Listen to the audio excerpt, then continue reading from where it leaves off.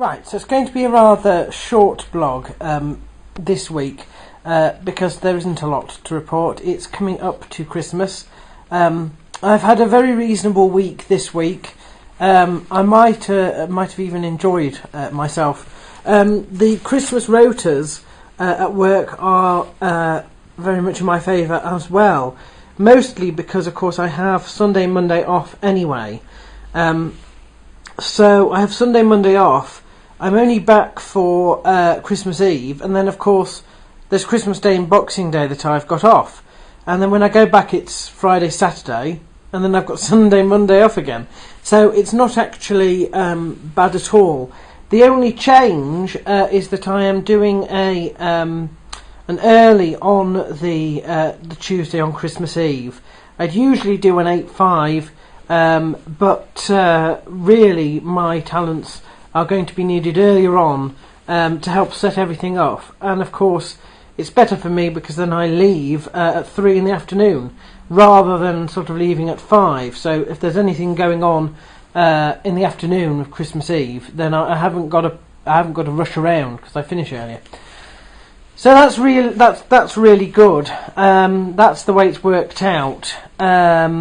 Next week will be show and tell, and of course the week after will be my resolutions blog. There's not what. Do you know? I was going to say something else then, and I completely forgot what it was. I'm hoping it's not important.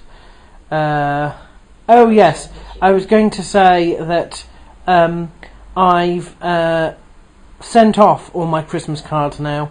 I don't do a lot of Christmas cards anymore. Mostly that's because of the horrendous post. It's not very good in terms of reliability in delivery, and it's not very cheap anymore. I used to send a lot out, but now I don't. So I do apologise if you're expecting a card and haven't got one.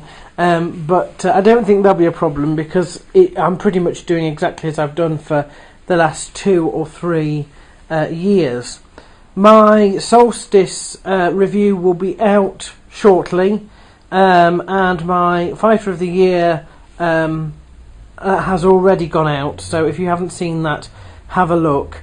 I'm not doing any predictions for the New Year's Eve event, although obviously because it doesn't count in the Fighter of the Year or Fighter of the Card Awards anyway, so I'm not going to bother with that. But I personally don't think that the challenger will win this time. That's my view anyway.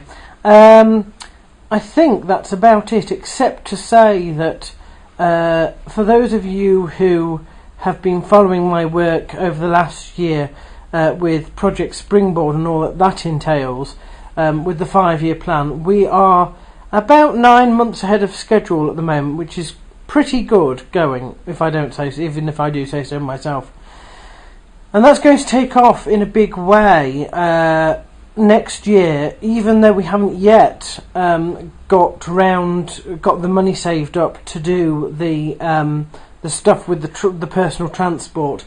We're still going to have a go at sort of looking and actually starting to apply for different things, but we're waiting obviously for the new year. I'm not going to bother in the next week or two.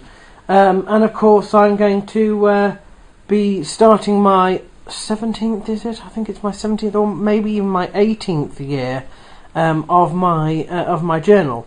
So that's all to look forward to, as well as details coming up shortly on my trip to Rome, and it will be 5 years in the autumn since my American Dreams Tour 2.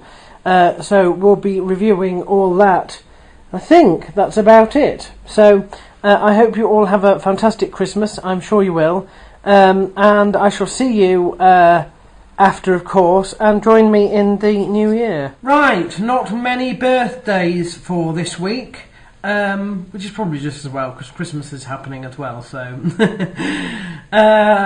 so my birthday wishes go out this week to Marcus Durant, Tracy Webb, Jesse Ronson, Raphael Natal, who is unfortunate enough to have his birthday actually on Christmas Day, Dan Hornbuckle, and Anthony Ferguson. I hope you all have fantastic birthdays and eat lots of Christmas cake.